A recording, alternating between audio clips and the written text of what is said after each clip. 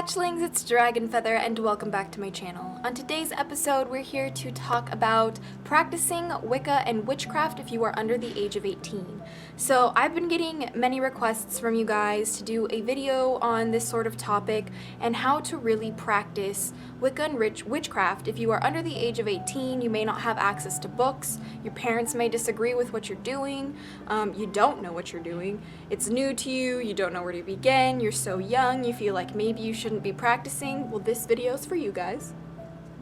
And I just really wanted to go over some of the basics when you are a young practicing witch, because when I first started practicing Wicca and witchcraft, I was 14 years old, and I'm now 20 years old, so I've been doing this for a while, and I wanted to share with you guys some of my tips for what I wish I knew when I was first starting out, and something that I just really like to share with you guys. So the first thing and the most important thing is when you are practicing Wicca and witchcraft and you are under the age of 18, especially if your parents do not agree with what you're doing, you need to know your shit, you need to learn your shit, and you need to own your shit. You just need to be aware of what you're doing, you need to do your research, you need to focus on, the facts sometimes. Yes, magical experiences can be very subjective, but there are facts like Wiccans aren't evil, okay, that's a fact, and witches, not all witches are Wiccans, and not all witches are evil. Although I'm sure there are evil witches, though I haven't really met a genuinely evil witch before.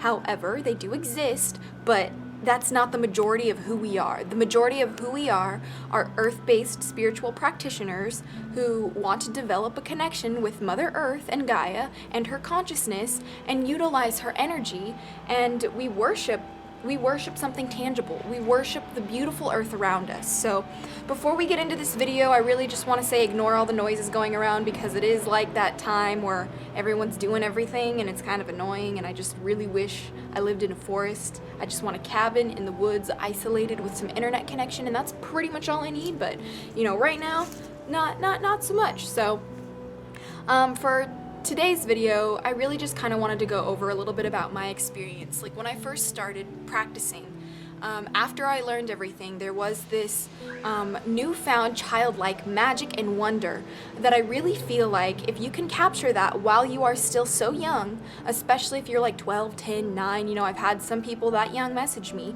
If you are that young, trying to learn how to capture your inner childhood magic that you have right now is going to be vitally important when you're older, when you are an adult, when you become 30, 40 years old. Like me, I'm really starting to realize, because I'm not a child anymore, that my childlike wonder is so necessary. So looking at magic through the eyes of a child is so essential. And when you are young, it's going to be easier for you to do that because you're so young and it comes more natural to you. So try not to lose touch with that childlike wonder when you are so young, because it's going to benefit you greatly in the future.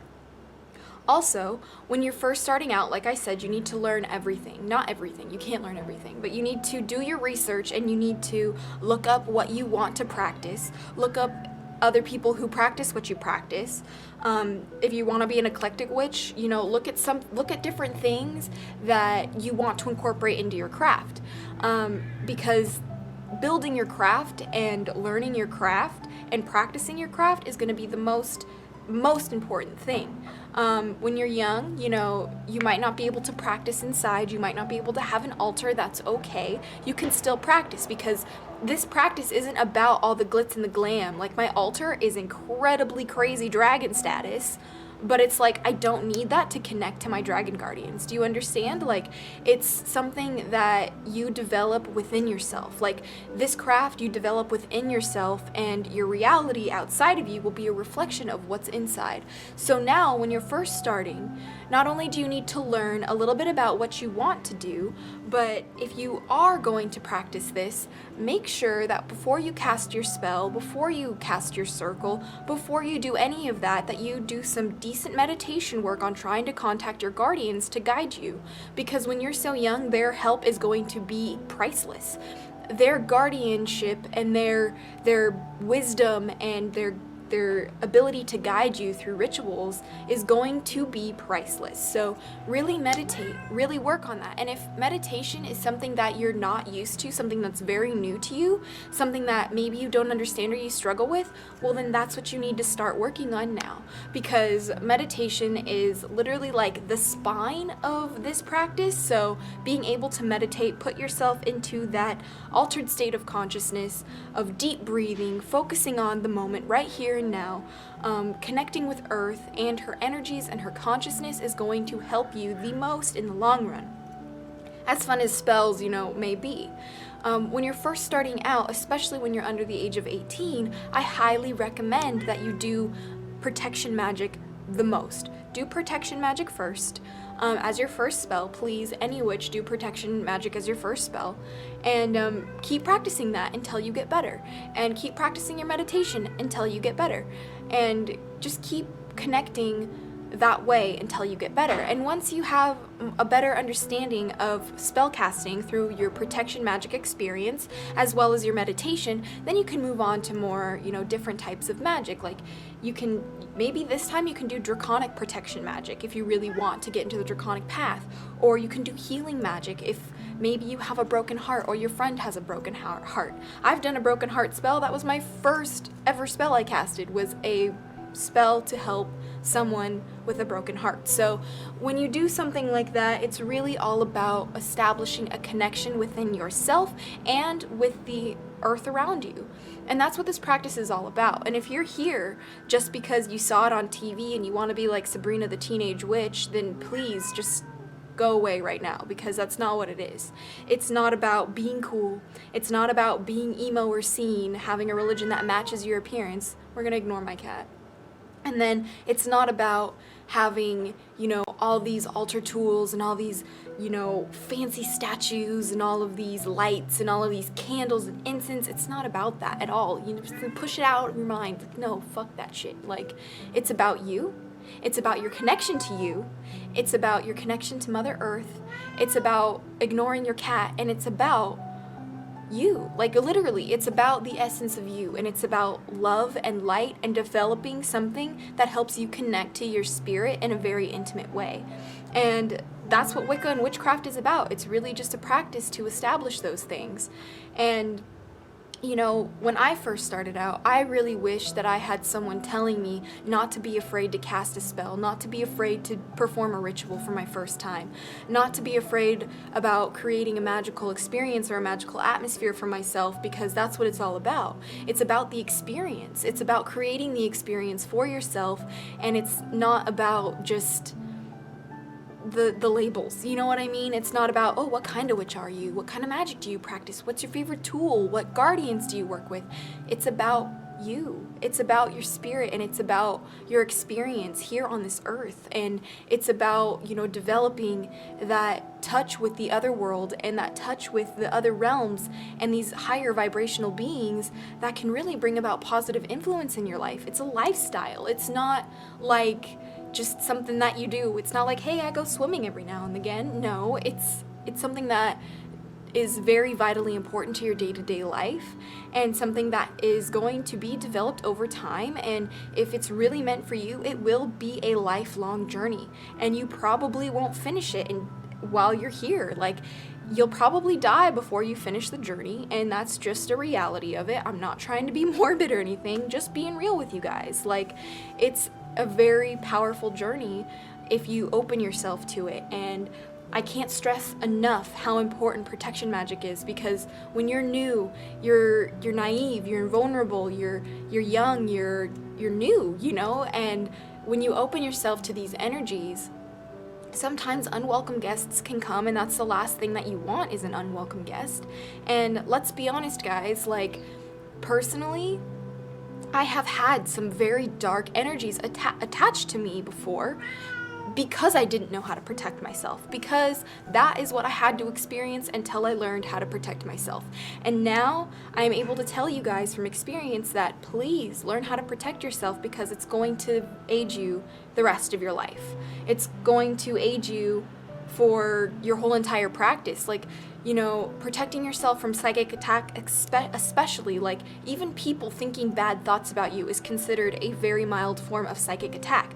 Like, and being able to protect yourself from that, especially going through junior high school and high school, like, fuck those bitches, you know what I mean? Like, you need to learn how to protect yourself. And so that's kind of what I'm really stressing out enough, is because I didn't know that when I first started, and I got myself into some bad juju. So now I'm out of it. I mean, I feel so much better and so much more myself now, but seriously, when you get dark energies attached to you, it is hard to get rid of them. So please protect yourself. And something else that I really just wanted to bring up is that, again, it's not about the tools, it's not about the glitter, it's not about any of that. Even if you have to meditate in the damn shower, that's how you're gonna practice, you know what I mean? And try and practice as much as you can outside of your parents' house if they disagree with it, because when you're not in their house, you're not disobeying their rules. You know, when you're at school, even, like at recess or something, like, go ahead and sit down and fucking meditate. Like, screw what anyone else thinks about you, seriously. Like, what anyone else thinks about you is so irrelevant in the grand scheme of things, because at the end of the day, it's about what you think about you and how you feel about you. And if you don't feel good about you, then there's a problem. So really just focus on you, your experience, creating that experience for yourself. Do your research. What kind of witch do you want to be? What are you practicing? What are you doing, guys? What are you doing, huh? What are you doing, huh? Like, and then, you know, learn about witchcraft, the history of Wicca and witchcraft. Like, learn that. Learn different types of divination. What are crystals? What are correspondences? What are herbs? How can they help you? What can they do for you? You know, gods and goddesses, are you going to work with them? Are you not going to work with them? What types of spirits and guardians do you have? Make connection with them. How can you do that? Like, it's gonna be a process, and it's not just gonna happen like that. It's going to take time, and if you're willing to dedicate yourself to take time, then yes, I feel like you totally should be practicing. Like me, when I have kids, I'm going to raise them as witches, like, and if they choose not to do that path, then I won't force it upon them, of course. But like, I want to raise my kids with the ability to understand and use magic for themselves if that's what they so choose to do so with their life. And if I'm raising a child that way, then of course they're going to be 9, 10, 12, you know, 13, 14, whatever, learning this practice. And so I wanted to really talk to the little hatchlings out there, and I really wanted to tell you guys that yes, it's okay to be super young and practice something like this, but just beware and just be weary that it's not like Christianity. You don't have to show up to church and you're a true Christian, you know? It's a practice that you have to dedicate your time and effort and energy to. It's something that's going to be a part of your day-to-day life. It's something that will change your life. It's something that is going to be a very big part of your reality if you so choose to open yourself to it. So that's just kind of what I wanted to share with you guys today. If you have any questions or comments, please leave them down below and let me know, and I would love to help you guys. But until next time, stay geeky, cheeky, and freaky little hatchlings. Blessed be, and bye. Hey hatchlings, thank you so much for watching. If you enjoyed this video, make sure to leave a like, comment telling me why, and subscribe to see what I'll post next. If you love my content, please become a sponsor over at Patreon. It helps keep the channel going so I can post awesome videos for you guys. All the links will be down below. But until next time, stay geeky, cheeky, and freaky little hatchlings. Blessed be, and peace!